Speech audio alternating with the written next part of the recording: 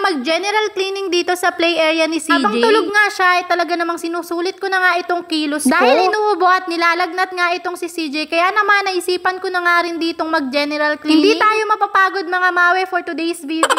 Tandahan nga yung mga kilos ko dyan kasi nga baka magising si CJ. At sa hindi ko nga inaasahan mga mi, Diyos ko miyo.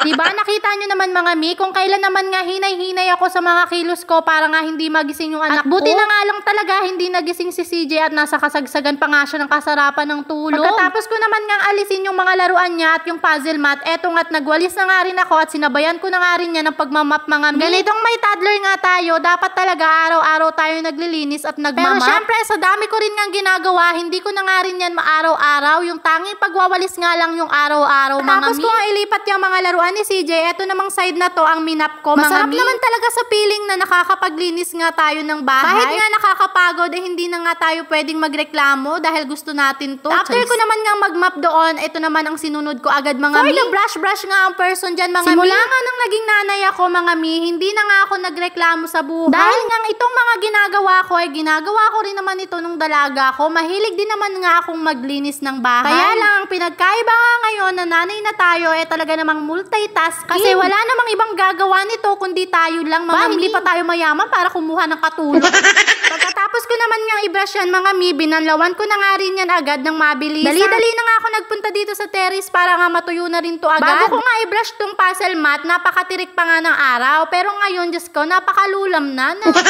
Inilatag ko na nga isa-isa yan mga mi, kinalat ko na nga dyan lahat yan. Kahit naman siguro walang araw, matutuyo naman to mga mi dahil naman malakas yung hangin. Sana wag nga lang hanginin.